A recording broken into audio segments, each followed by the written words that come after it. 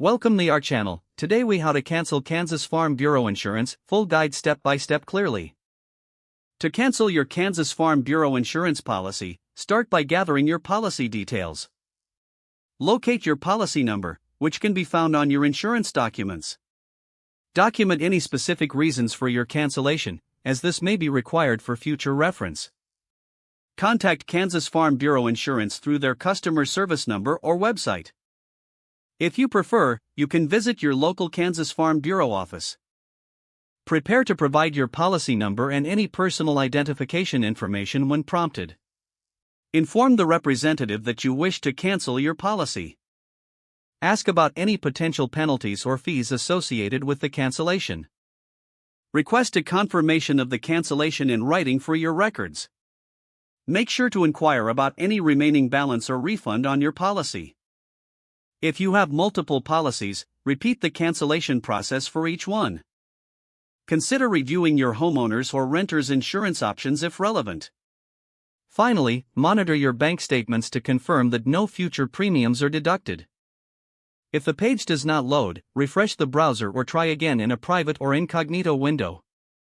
Make sure you are using the correct email address, then retype it carefully to avoid small typos. If your password is not accepted, use the reset option and create a new strong password you can remember. Check your spam folder for verification or security emails, then complete any requested confirmation steps.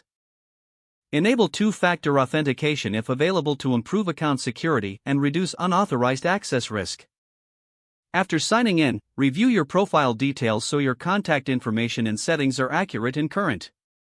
If you see an error message, note it down and try again after restarting your device and internet connection. Log out when you finish, especially on shared devices, to keep your account and payment information secure.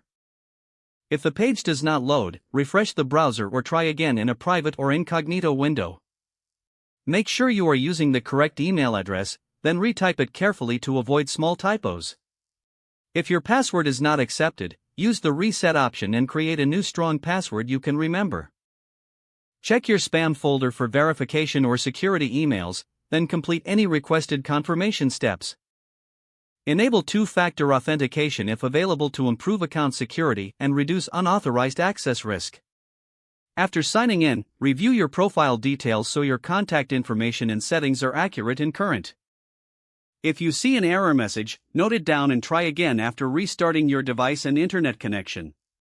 Don't forget to like this video and subscribe to our channel for more step-by-step tech guides.